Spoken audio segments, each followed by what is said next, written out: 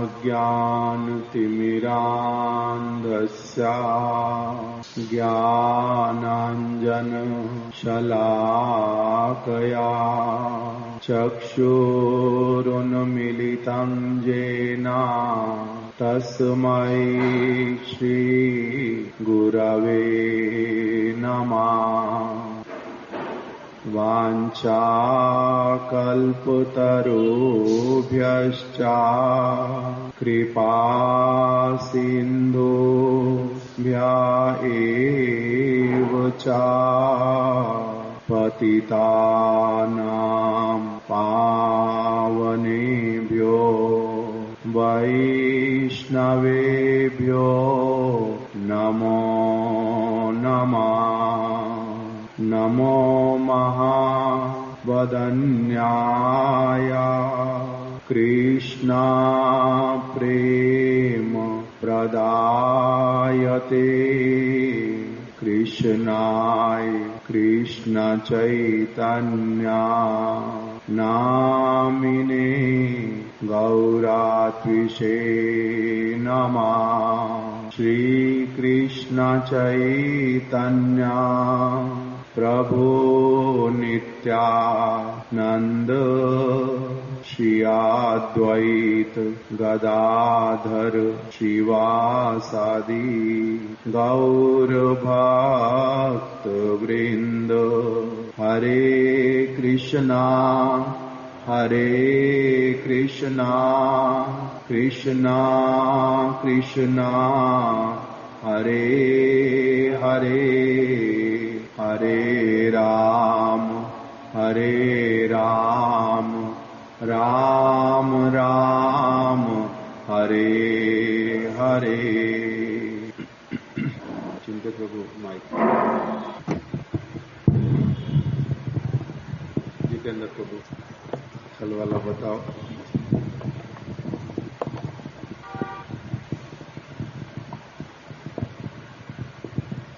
हरे कृष्ण। कल हमने सुना था कि भगवान कहते हैं कि जो मेरा अनन्य भक्त है, यानी कि जो मुझे सिर्फ मुझे पूजा करता है और किसी भी देवी देवता की पूजा नहीं करता, मैं उसका योग स्वयं लेता हूँ।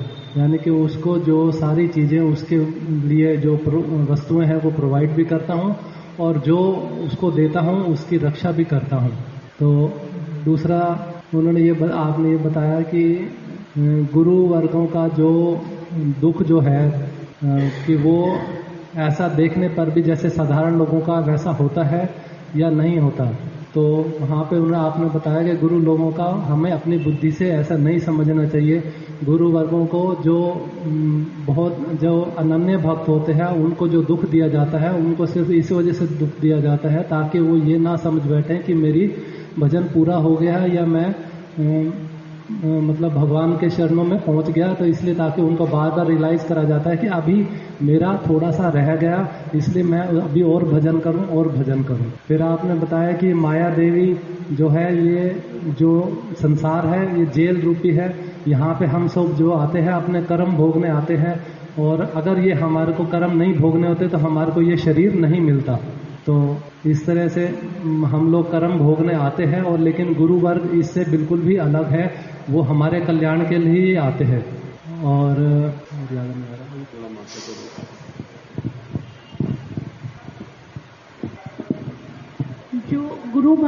जो भक्त होते हैं उनको प्रारब्ध आते हैं या नहीं आते, ये तो हमारे जो भक्त होते हैं उनको प्रारब्ध नहीं आते, उनको अपने कर्मों का फल नहीं भोगना होता। कौन से भक्तों को? जो अनन्य चिंतयन्तो माम जे जना पर उपासते तेषाम नित्याभियुक्ता नाम योग सेवम वाम्यहम्। मतलब जो भक्त अन्य कामना से रहित हैं और जो एक निष्ठ होकर मेरी ही चिंतन करते हैं और मेरी ही सर्वतोभावे मेरी ही सब तरह से उपास्य करते हैं, उन भक्तों को कोई प्रारब्ध और कर्म नहीं आते हैं। फिर इसमें बताया आपने कि रूप गोस्वामी जी ने नाम अष्टकम में जो चौथा श्लोक बताया था कि प्रारब्ध के बारे में, कि यद ब्रह्मा साक्षात कृतनिष्ठयापि, यद ब्रह्मा साक्षात कृतनिष्ठयापि विनाश मायाति विना न भोगे आपेति नाम सुषुप्ते तते प्रारब्ध कर्मेति विरोधी ही वेदः। कहते यदि कोई साक्षात्कार तेल धारावत साक्षात्कार भी कर ले तो भी उस योगी हो चाहे कर्मी हो या ज्ञानी हो उसके प्रारब्ध समाप्त नहीं होते हैं। उसके लिए क्या है, उस भक्तों के अगर जीवा पर एकमात्र हरि नाम शुरू हो जाता है तो उन भक्तों के प्रारब्ध समाप्त होते हैं। कर्मी योगी या ज्ञानी के प्रारब्ध समाप्त नहीं होते हैं। फिर आपने माया के बारे में बताया कि ये हमारा शरीर प्रारब्ध क्या है कि हम इस प्रारब्ध को भोगने के लिए ही आते हैं इसमें। तो जो हमें सुख भी दिखाई देते हैं वो हमारे सुख नहीं होते हैं। जैसे हम कारागार में जाते हैं तो कारागार में जो हमें भोजन दे रहे हैं, कपड़े दे रहे हैं, वो हमारी इच्छा के अनुसार नहीं होते हैं। अगर सामने पार्क बना दिया उसमें घूमने जाते हैं तो वो हमें सुख दिखाई देता है लेकिन वो सुख नहीं होता। हम इस माया के दुर्ग में ही, चक्रव्यूह में ही फंसे रहते हैं। तो इसमें आपने फिर एक श्लोक बताया किस तरह से हम फंसे रहते हैं। देवी येषा गुणमयी मम माया दुरतया माम एव प्रपद्यन्ते मायम एतम तरन्ति थे। कि कहते हैं कि जो माया तीन गुणों तमोगुण, रजोगुण और सतोगुण से प्रभावित है, शक्तिशाली माया है। तो इस दुर्ग से, इस चक्रव्यूह से एक जीव के लिए निकलना बड़ा मुश्किल हो जाता है। तो फिर क्या जीव इस माया के चक्र से निकल नहीं सकता? भगवान कह रहे हैं निकल सकते हैं अगर वो पूर्णतया मेरी शरण में आए। वही पहला वाले जो तीनों चीजें हैं, मेरे अनन्य कामना रहित होकर सब तरह से मेरी सेवा करते हुए एक निष्ठ मुझ में ही युक्त होकर अगर मेरी शरण लेता है तो वो इस माया से पार पा सकता है, अन्यथा वो माया से पार नहीं पा सकता। कहते मेरे भक्त को मैं जो देता हूँ वो भी ग्रहण नहीं करता, तो उसको सालोक्य, शास्त्रीय, समीप्य, सारूप्य कोई भी मुक्ति नहीं चाहिए। दिए मानम न च ग्रहणंती, वो देने पर भी उसको ग्रहण नहीं करता। बिना मत सेवनम जाजना, कि वो सिर्फ मेरी ही सेवा चाहता है, मेरे ही चरणों की सेवा चाहता है, इसके अलावा उसको कुछ नहीं चाहिए। अगर एक जीव अगर यह सोचता है कि वो भगवान से संबंधित कुछ चीज के लिए भी माया के उसमें जाता है तो माया उसको फंसा लेती है। तो आपने एग्जाम्पल दिया कि अगर दुष्ट व्यक्ति के हाथों से हम जल ग्रहण करते हैं तो उसके साथ में हमारा आदान प्रदान हो जाएगा।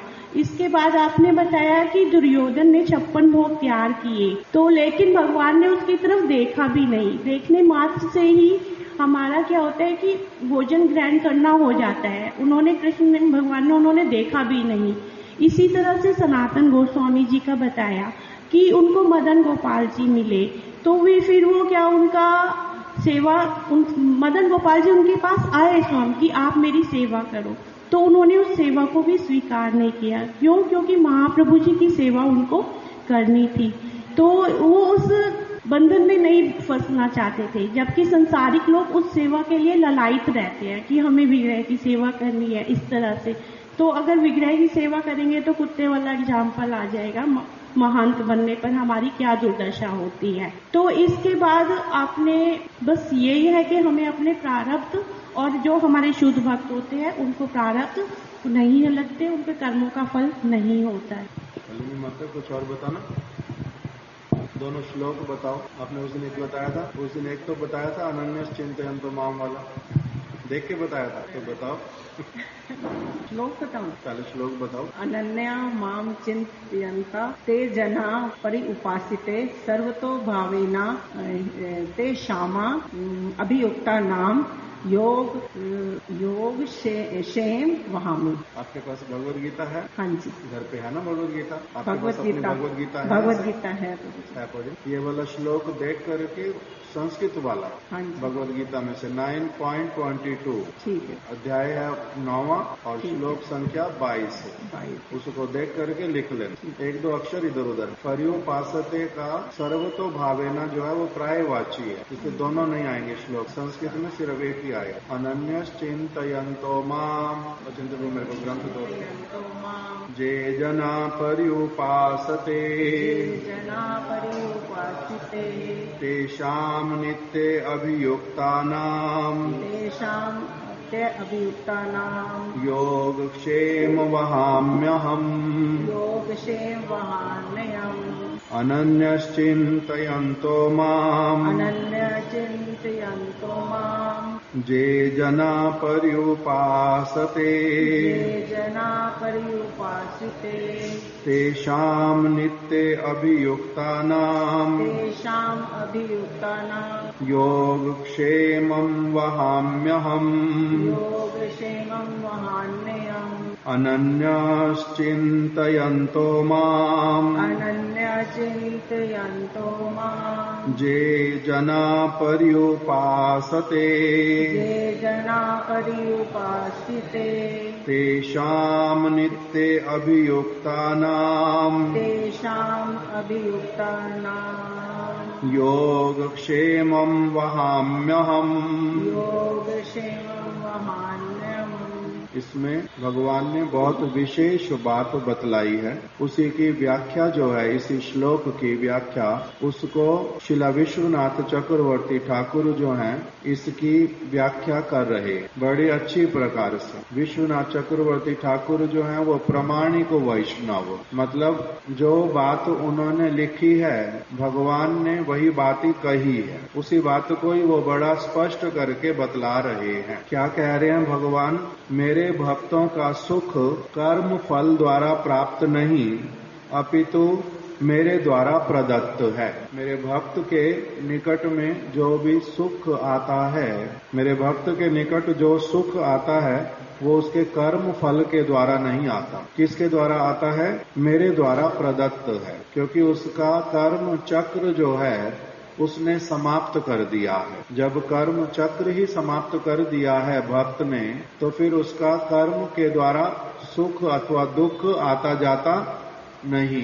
मेरे भक्तों का सुख कर्म फल द्वारा प्राप्त नहीं अपितु मेरे द्वारा प्रदत्त। उनके कर्म फल जो हैं वो क्या हो चुके हैं? समाप्त हो चुके हैं। प्रारब्ध अप्रारब्ध इत्यादि उनका सारा कुछ समाप्त हो चुका है। और बताया नित्याभियुक्तानाम, जो सर्वदाई विशेष रूप से मुझ में अभियुक्त हैं, उन पंडितों का सुख मेरे द्वारा प्रदत्त है। अर्थात ये मेरे जो भक्त हैं ये क्या करते हैं? नित्य मेरे से नित्य अभियुक्तानाम, नित्य मेरे साथ में ही जुड़े हुए हैं। 24 घंटे में से 24 घंटे कभी श्रवण करते हैं, कभी कीर्तन करते हैं, कभी स्मरण करते हैं, कभी पाद सेवन करते हैं, कभी अर्चन करते हैं, कभी प्रीति पूर्वक सख्य वाला भावना रखते हैं। इस प्रकार से उनके चित्त में निरंतर जो है मैं ही रहता हूँ, नित्य मेरे से अभियुक्त हैं। इसी कारण से जो जब वो सब समय मेरे से ही युक्त है तो उनका जो सुख इत्यादि है उसको मैं ही प्रदान करता हूँ। वो सुख के लिए भी प्रार्थना इत्यादि नहीं कर, उसके लिए समय नहीं लेते। क्षेम, योग और क्षेम, क्षेम अर्थात उनके अपेक्षा नहीं करने पर भी मैं उनका पालन करता हूँ, उनका भार वहन करता हूँ, उनके अपेक्षा नहीं करने पर भी। वो ऐसी भक्त मेरे जो हैं वो ऐसी अपेक्षा नहीं करते कि मैं उनको क्या करूं। यदि वो मेरा भजन कर रहे हैं तो मैं उनको क्या करूंगा, ये सब दूंगा। ऐसी वाली अपेक्षा नहीं करते कि हमारे को सुख भगवान देंगे, मेरे को ये वाली वस्तु देंगे, मैंने उनका भजन किया मुझे ये वाली वस्तु भी नहीं मिली। इस प्रकार का कोई भी विचार उनके चित्त में नहीं रहता। इस प्रकार का कोई भी विचार उनके चित्त में नहीं रहता। उनके अपेक्षा नहीं करने पर भी मैं उनका पालन करता हूँ, उनका भार वहन करता हूँ। अभी भगवान ने जो शब्द बोला वहन करता हूँ, वहाम्यहम्, मैं अपने भक्तों का जो क्षेम है वो वहन करता हूँ। अर्थात उन्हें जिस वस्तु की आवश्यकता होती है वो मैं पहुंचा देता हूँ। तो वहन करने वाले के स्थान पर वहामी जो शब्द बताया, यहाँ बोल रहे हैं भगवान ने करोमी शब्द क्यों नहीं बताया, मैं कर देता हूँ। वहामी क्यों कहा? वहामी मतलब वहन करता हूँ, करोमी मतलब कर देता हूँ। तो करोमी क्यों नहीं बोला? इसका तात्पर्य यह है कि उनके शरीर पोषण का भार मैं ही वहन करता हूँ। जैसे कि गृहस्थ अपने पुत्र आदि के पोषण का भार वहन करता है। किसी गृहस्थ व्यक्ति ने संतान को जन्म दिया तो अभी जन्म देने पर पिता वो क्या करते हैं, अपने पुत्र का सारी की सारी उसका जो खर्चा होता है उसको पिता ही वहन करते हैं। इसी प्रकार से अब पिता अगर वहन नहीं कर पाते तो क्या होता है, कोई और व्यक्ति कर देता है, वो वहन नहीं करता। रिस्पॉन्सिबिलिटी किसने ली है, पिता ने। दूसरा कोई व्यक्ति इसकी मजबूरी देख करके कर तो सकता है उसके लिए, किंतु वहन नहीं करता, रिस्पॉन्सिबल नहीं है। भगवान किंतु कह रहे हैं मैं क्या करता हूँ, मैं अपने भक्त के शरीर पोषण का भार मैं ही वहन करता हूँ। जैसे कि गृहस्थ अपने पुत्र आदि के पोषण का भार वहन करता है। अन्य लोगों की भांति इनका योग क्षेम कर्म से प्राप्त होने वाला नहीं है। एक छोटा बच्चा है, वो ऐसा क्या कार्य करे जिससे कि उसको खाना मिल जाए, पीना मिल जाए और वस्त्र मिल जाए, अच्छे से रहने के लिए मिल जाए, अगर कोई उसको शारीरिक असुविधा आए तो इलाज हो जाए।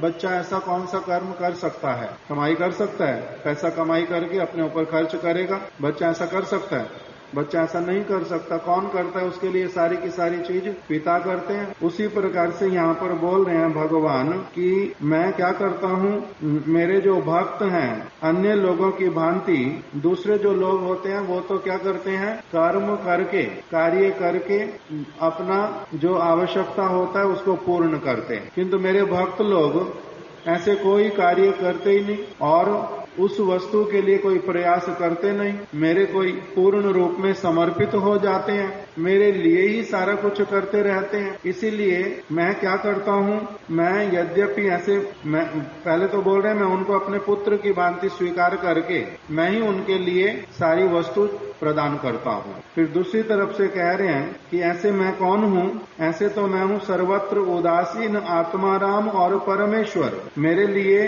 भक्तों के भार को वहन करने का प्रयोजन क्या है। कह रहे हैं भगवान कैसे वाले हैं, उनको जैसे एक व्यक्ति है, पिता है, उसको बच्चे को जन्म दे करके फिर उसका पालन पोषण करना इसकी आवश्यकता क्या है। अगर कोई व्यक्ति बुद्धिमान हो तो वो क्या विचार करेगा पहले कि मेरे को संतान को जन्म देना भी है या नहीं देना। क्यों, संतान को जन्म देने से क्या होगा, मेरे ऊपर दायित्व है, मेरे को उसको समय देना है, एनर्जी देनी है, सारा कुछ विचार करेगा। और यदि इस संसार में तो अधिकांश लोगों की संतान हो जाती है कामुकता के कारण भी, किंतु भगवान तो कामुक नहीं है। भगवान ऐसे वाले कामुक नहीं है जैसे कि साधारण जगत का बद्ध जीव होता है कामुक, और कामुकता के कारण उसकी संतान हो जाती है। भगवान ऐसे कामुक नहीं है, एक बात। दूसरा, व्यक्ति संतान को जन्म क्यों देता है, विवाह इत्यादि क्यों करता है, अकेला नहीं रहना चाहता। पहली बात कामुकता है, उसी के कारण असुविधा करेगा।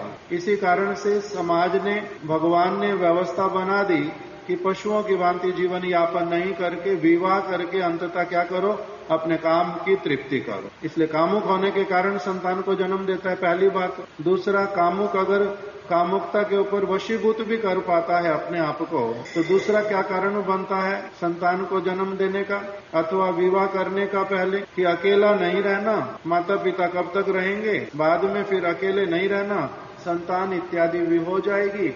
वो क्या करती है फिर बाद में संतान, अभी हम उसकी अभी जन्म भी दे सकते हैं और अभी उसका पालन पोषण भी कर सकते हैं, हम जब असहाय होंगे वो हमारी सेवा करेगा, इसलिए भी जन्म देते हैं। तीसरा कारण बतलाया कि समाज में प्रचलित रीतियां हैं, उसी के कारण विवाह कर लेते हैं, संतान हो जाती है। और ये वाला भी बोलते हैं कि भैया मेरे मरने के बाद में भी इस समय में भी मेरे को कोई क्या करेगा, देखभाल करने वाला, बातचीत करने वाला, हंसने खेलने वाला होगा, कोई पूछने वाला, खिलाने वाला होगा, और मर भी जाऊंगा तो मरने पर भी मेरे को पिंड दान इत्यादि करेगा। और मेरा अगर कोई मैं गलत कार्य कर बैठा तो मेरे को कम से कम मित्रता वाला व्यवहार रखने वाला कोई होगा। इसलिए संतान को जन्म देते हैं अलग अलग कारणों से।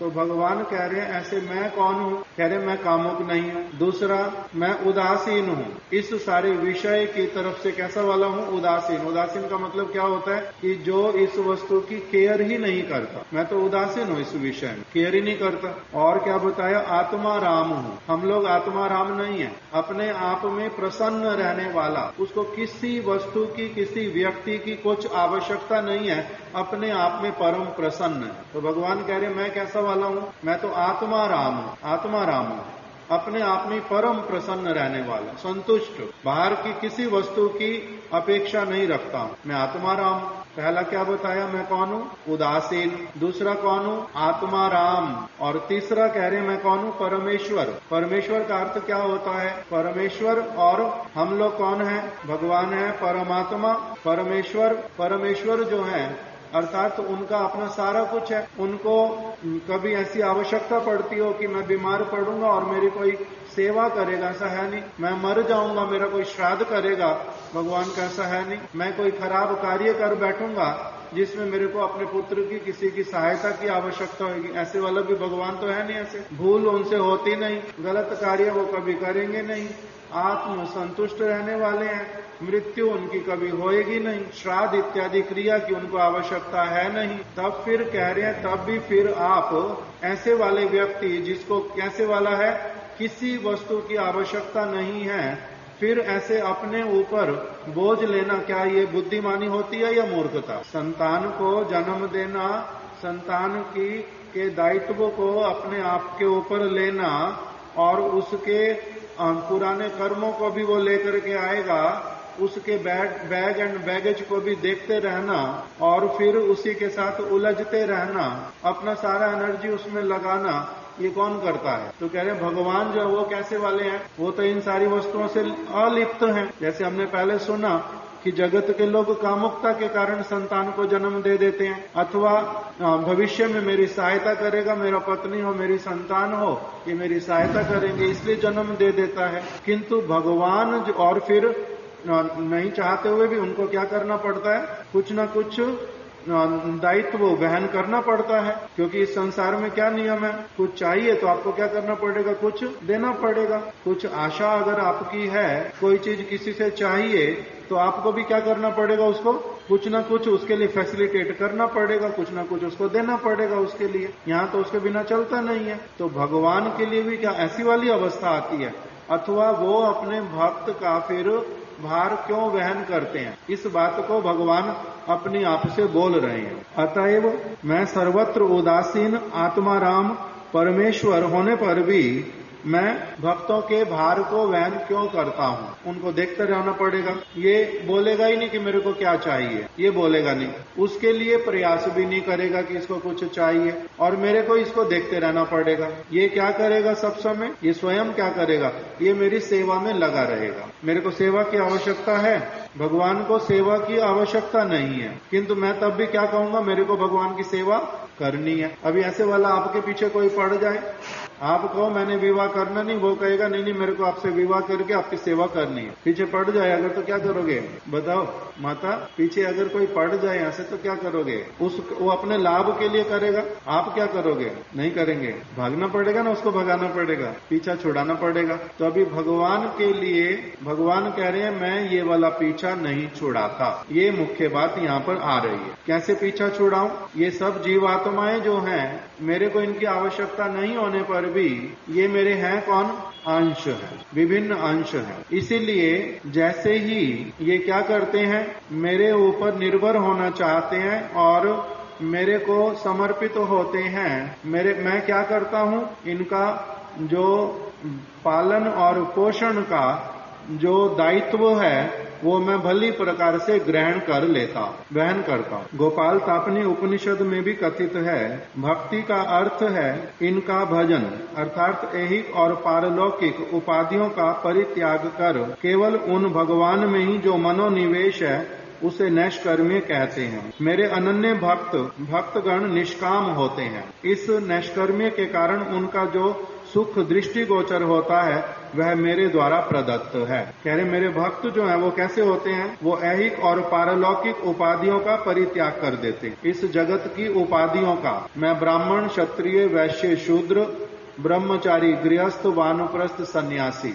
मैं धनी, मैं निर्धन, मैं रूपवान, मैं कुरूप, मैं बलवान, मैं बलहीन, मैं भारतीय, मैं अमुक देश का, मैं अमुक देश का, सारी की सारी जो ये उपाधियां, मैं स्त्री, मैं पुरुष, इन सब का वो परित्याग कर देते। पारलौकिक जो उपाधियां, उसकी भी वो आकांक्षा नहीं करते। ऐहिक और पारलौकिक उपाधियों का परित्याग कर वो क्या करते हैं, भगवान में ही मनोनिवेश करते हैं। अपने मन को कहाँ लगाते हैं, भगवान में। और इसके मन को जो भगवान में लगाता है उससे क्या होता है, उसको एक अप्राकृत अद्भुत ऐसे एक सुख की प्राप्ति होती है जो सुख और किसी भी वस्तु में नहीं मिलता, और किसी वस्तु में नहीं मिलता। ऐसे वाले सुख की प्राप्ति होती है। इसीलिए रूप गोस्वामी, सनातन गोस्वामी इत्यादि, रघुनाथ दास गोस्वामी, ये अपनी सारी चीजों को छोड़ करके और साथ में कुछ भी नहीं लेकर के,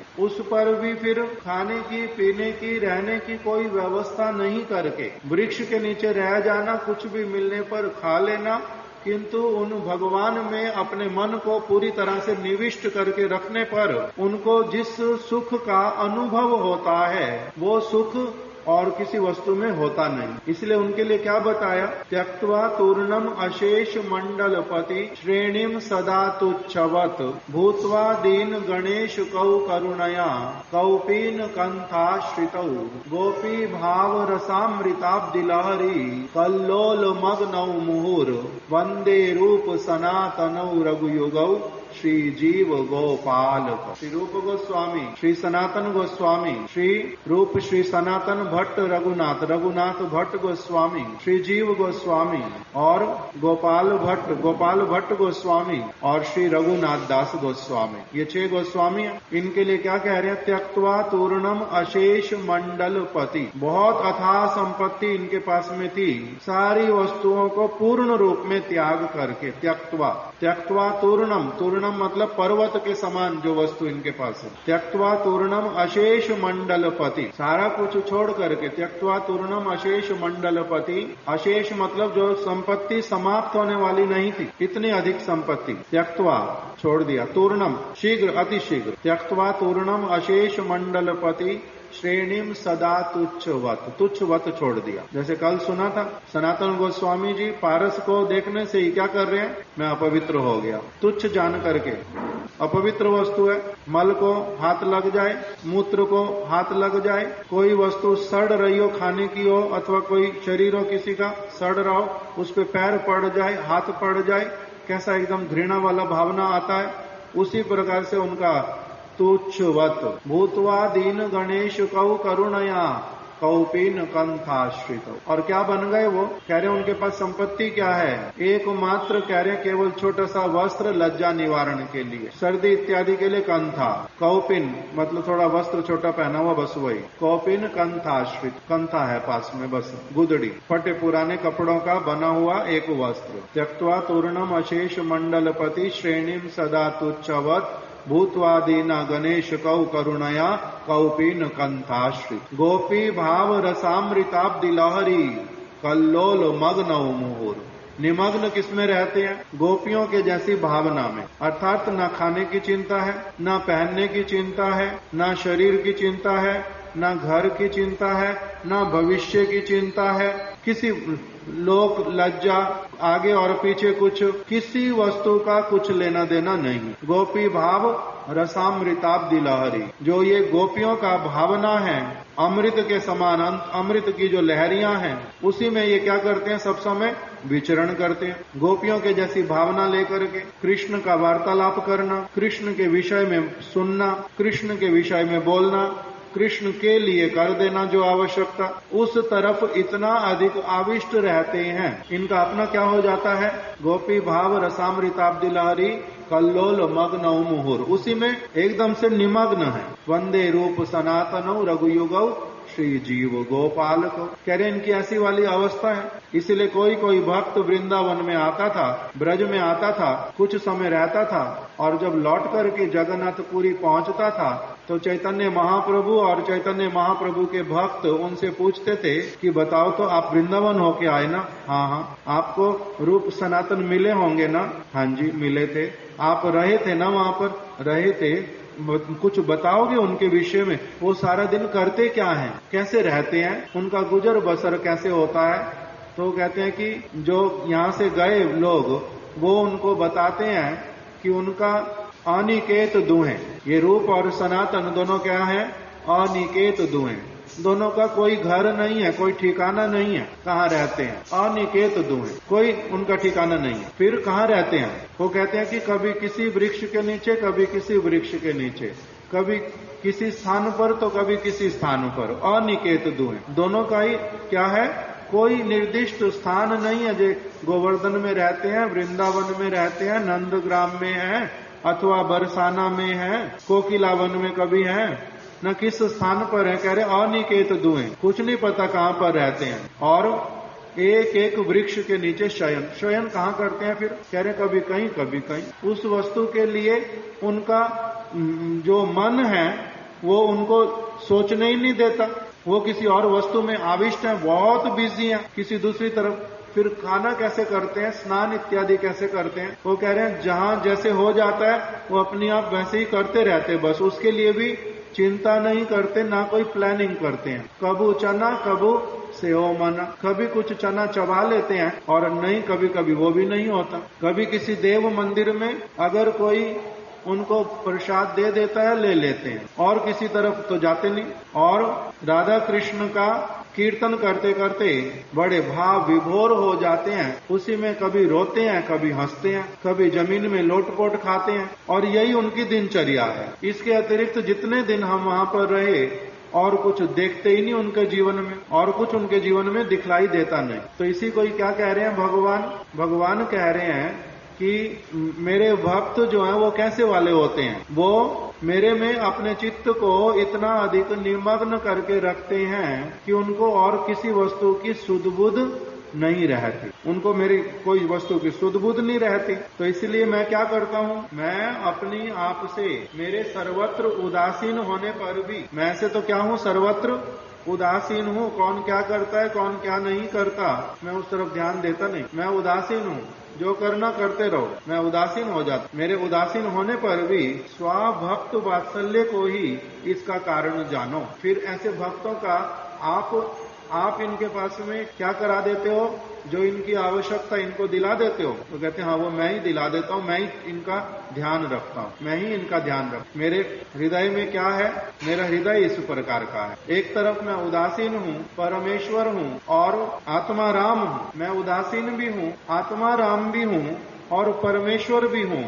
किंतु इसके साथ ही साथ में मेरी और एक मेरे में गुण है, एक मेरे में ऐसी चीज है जिसका नाम क्या है?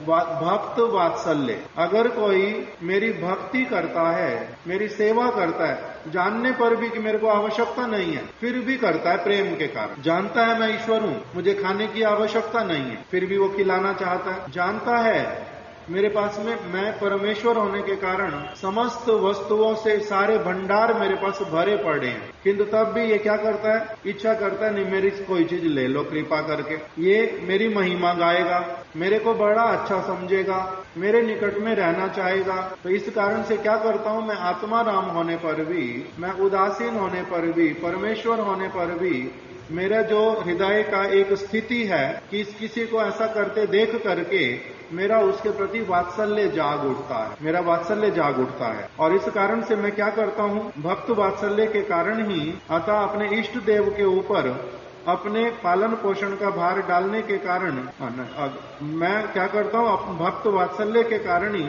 अपने भक्तों के लिए जो मेरे को लगता है कि इनको इस अवस्था में ये वस्तु जो है देने से इनके लिए सुखकारी होएगी, इनके लिए अच्छी होएगी, सुखकारी नहीं अच्छी होएगी, ये अपनी तरफ ध्यान नहीं देते बिल्कुल भी।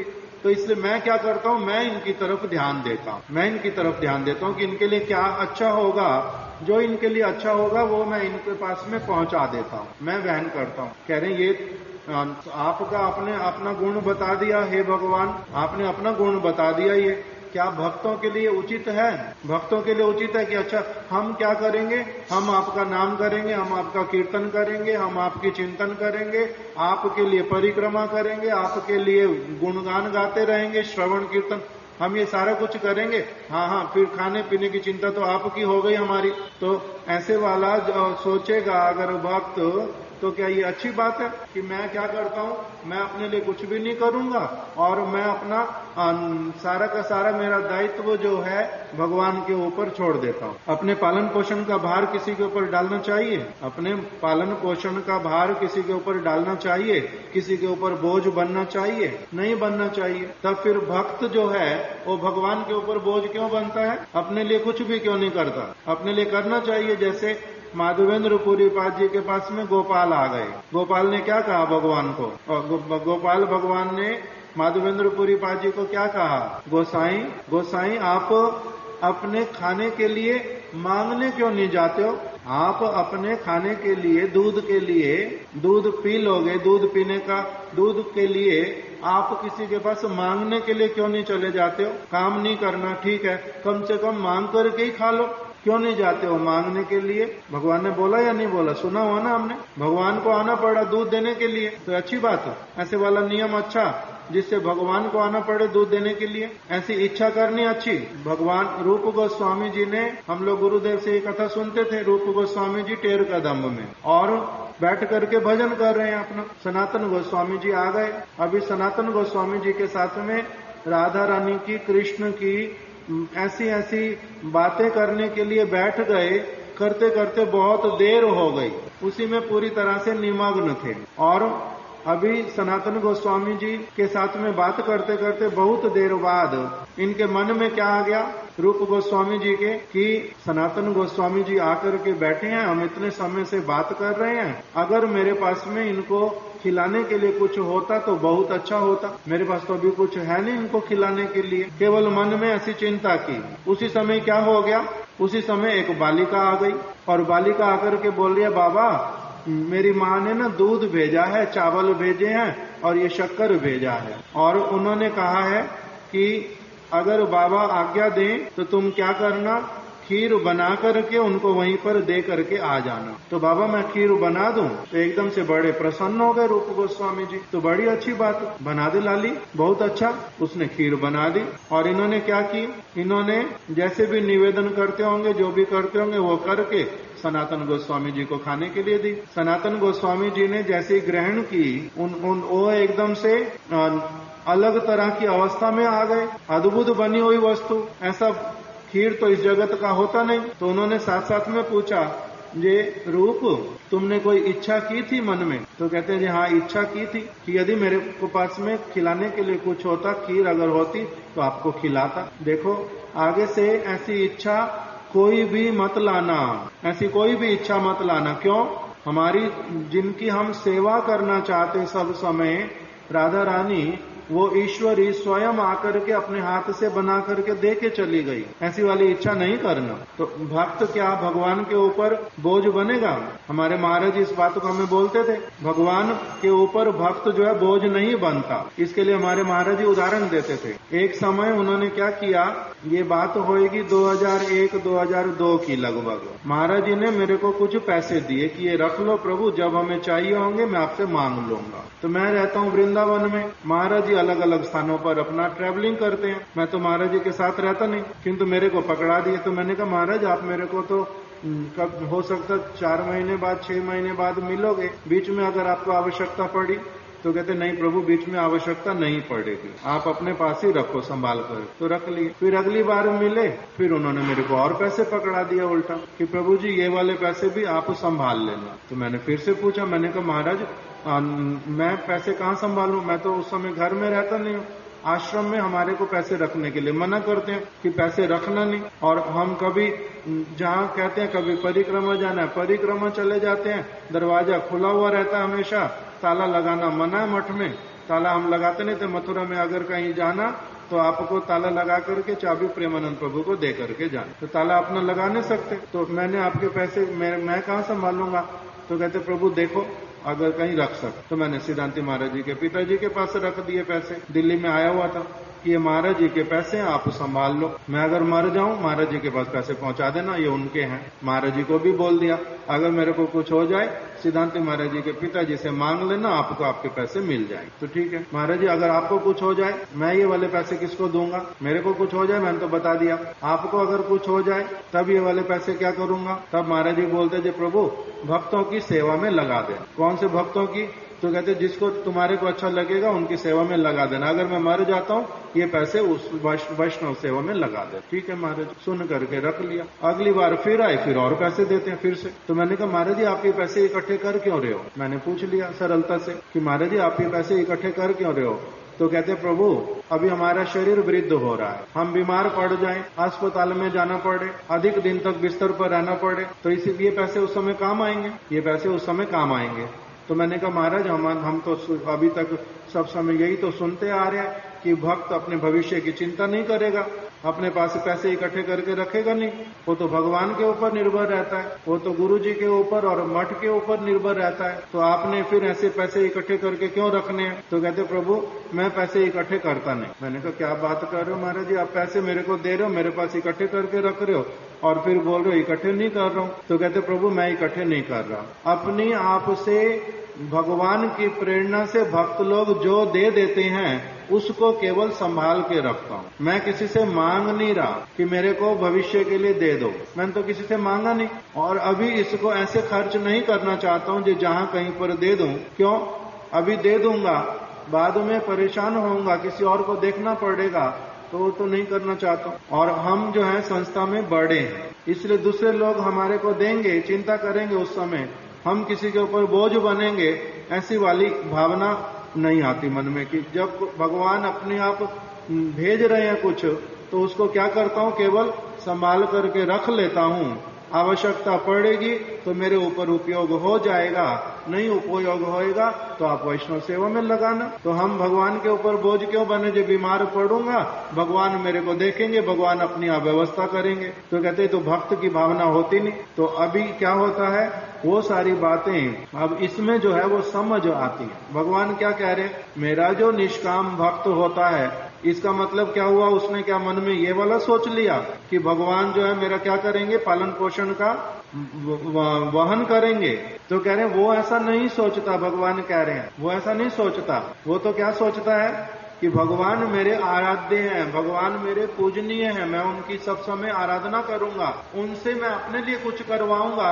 ऐसा वो बिल्कुल भी नहीं सोचता, ऐसा वो कदापि नहीं सोचता कि मैं भगवान से कुछ करवाऊंगा अपने लिए। भगवान से कुछ करवाना ये तो बहुत खराब बात हो गई। रघुनाथ दास गोस्वामी अपना घर छोड़ करके जगन्नाथपुरी में पहुंचे महाप्रभु के पास में। अभी महाप्रभु के पास में आए तो कुछ लेके नहीं आए, कुछ भी साथ नहीं लेके आए। बहुत अधिक धनी माता पिता, किंतु कुछ भी साथ में लेकर के नहीं आए। कैसे आए हैं?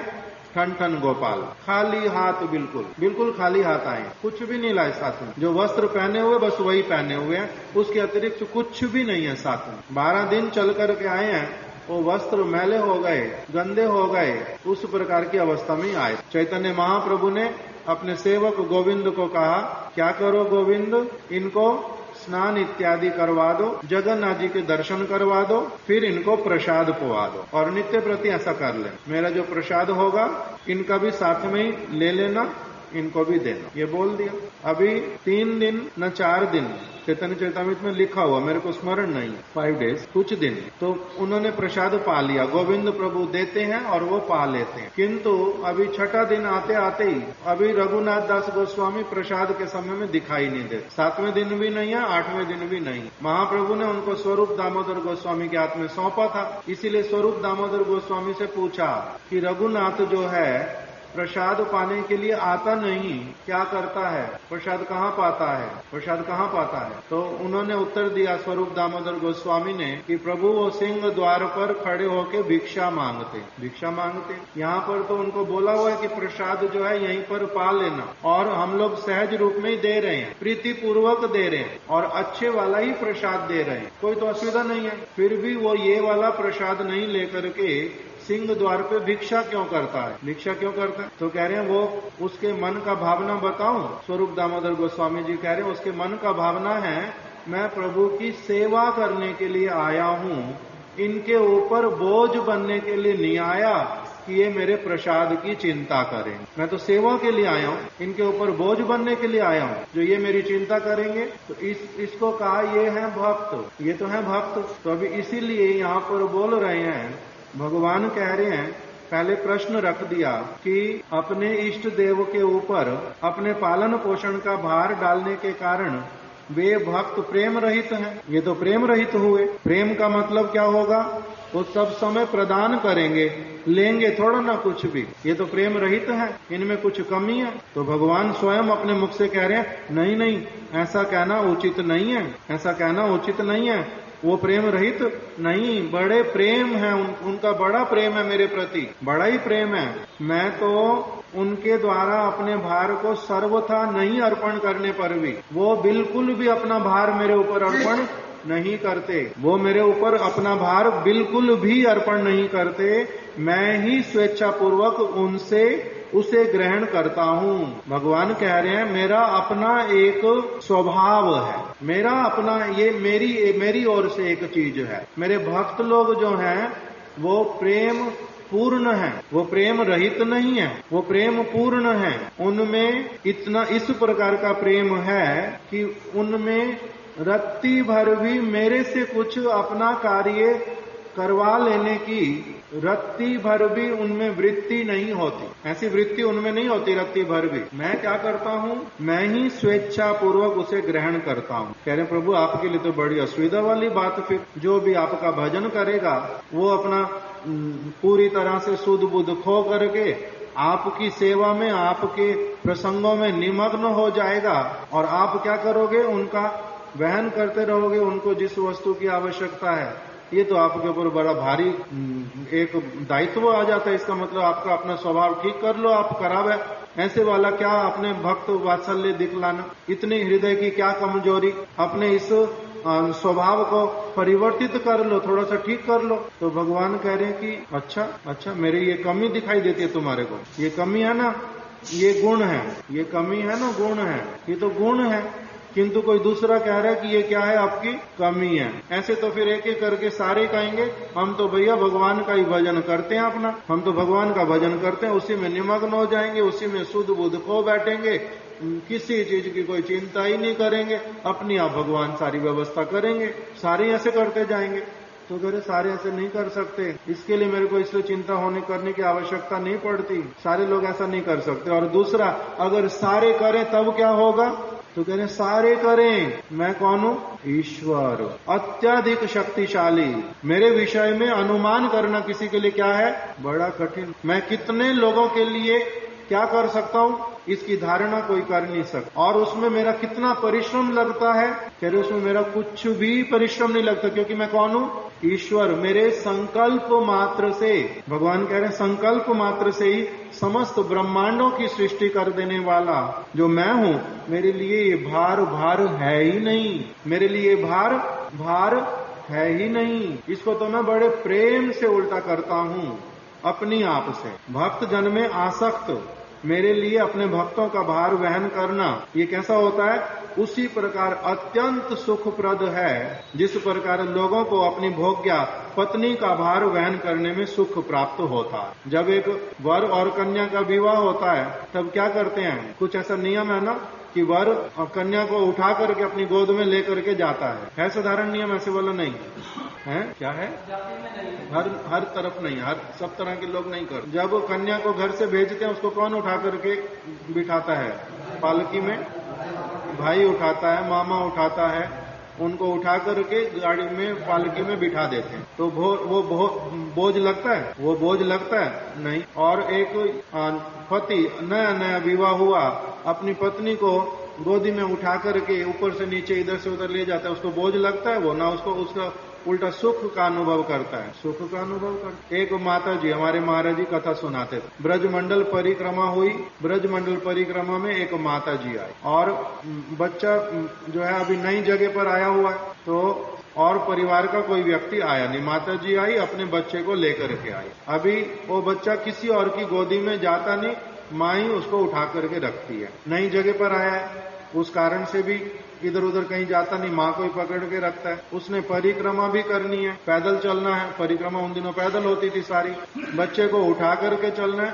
और महाराज जी कहते हैं उनका बच्चा जो है वो आटे की बोरी था, मोटा था, बहुत मोटा है बच्चा। तो उसके बाद में फिर क्या कह रहे हैं कि महाराज जी एक दिन कहते हैं माता जी को कि माता जी आपका बच्चा जो है मोटा है, तो आपको तो थक जाते होगे आप बहुत अधिक। ऐसे नहीं कहना, मेरा बच्चा मोटा है, ऐसे नहीं कहना। अगर और कोई होता ना, ये तो आपको तो पता नहीं ना, बंगाली हो इसलिए आपने ऐसे बोल दिया। हमारे यहाँ इस चीज को बड़ा बुरा मानते हैं। आप आगे से कभी किसी को नहीं कहना कि आपका बच्चा मोटा है, वो बहुत बुरा मान जाते, गुस्सा हो जाते एकदम से बड़े जोर से। नहीं कहना। अच्छा माता जी मैं नहीं कहूंगा आगे से किसी को, मगर आप सच में थक तो जाते होगे ना? तो नहीं महाराज जी, ऐसे वाला कुछ मन में ही नहीं आता कि थक जाती हूँ, ऐसा कुछ नहीं आता मन में कि थक जाती हूँ। क्यों? अपना ही बच्चा है, बच्चे से क्या थकना, बच्चे से क्या थकना, इसमें भी कोई थकता है क्या? तो एक माँ अगर इस प्रकार से अपने बच्चे के लिए कहती है, जिसका कि शरीर कैसा है, उसका कुछ अपना क्षमता है, थक जाती है सचमुच में, उसके शरीर की कुछ लिमिटेशंस है, तब भी अगर उसकी ऐसी भावना रहती है, तो भगवान कह रहे मैं तो ईश्वर हूँ, मैं बड़ा समर्थ हूँ, सर्वशक्तिमान हूँ, संकल्प मात्र से ब्रह्मांडों की सृष्टि करने वाला हूँ। इसीलिए मेरे लिए अपने भक्त के जो मैं अपने भक्त में कैसा हूँ, भक्त जन में आसक्त, मैं अपने भक्तों में आसक्त हो जाता हूँ। भक्त जन में आसक्त जो मैं हूँ, मेरे लिए अपने भक्तों का भार वहन करना कैसा है, सुखप्रद है। जैसे माता के लिए अपने बच्चे को वहन करना भारी होने पर भी, और भाई के लिए अपनी बहन को पालकी में बिठाना, अथवा किसी प्रियतम का अपनी प्रियतमा को गोद में लेकर के इधर से उधर जाना, जिस प्रकार से उसके लिए वो कष्टकारी नहीं होता, वो भार वहन करने में सुख प्रदान करने वाला होता है। इसी प्रकार से मैं जो अपने भक्तों के प्रति आसक्त चित्त हूँ, मेरे लिए भी ये सारा कुछ क्या होता है, बहुत ही अधिक सुख प्रदान करने वाला, और इसमें मेरा कोई कष्ट भी नहीं है, संकल्प मात्र से ही मैं ऐसा सारा कुछ कर देता हूँ, इसीलिए उसके लिए मेरे को चिंतन करना नहीं पड़ता।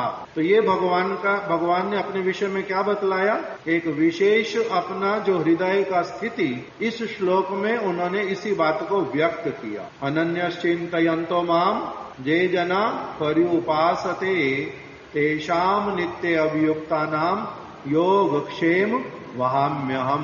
मैं इस प्रकार का हूँ। इस प्रकार से भगवान अपने ही जो उनका वो जिस प्रकार के हैं, उनके हृदय की स्थिति कैसी होती है, अपनी आप ही भली प्रकार से वो व्यक्त करते हैं। इसलिए ये वाला जो वचन है भगवान का, ये बड़ा महत्वपूर्ण वचन। भक्त भगवान के ऊपर किसी प्रकार का बोझ डालना चाहते नहीं, और भगवान भी जो हैं स्वेच्छा पूर्वक अपनी आप उनकी वस्तुओं को अपने हाथ में लेते हैं, ये भगवान की प्रतिज्ञा। आज यहीं तक रख देते, कल आगे श्रवण। वांछा कल्पतरुभ्यश्च कृपा सिंधुभ्या एव च पतितानां पावनेभ्यो वैष्णवेभ्यो नमो नमः।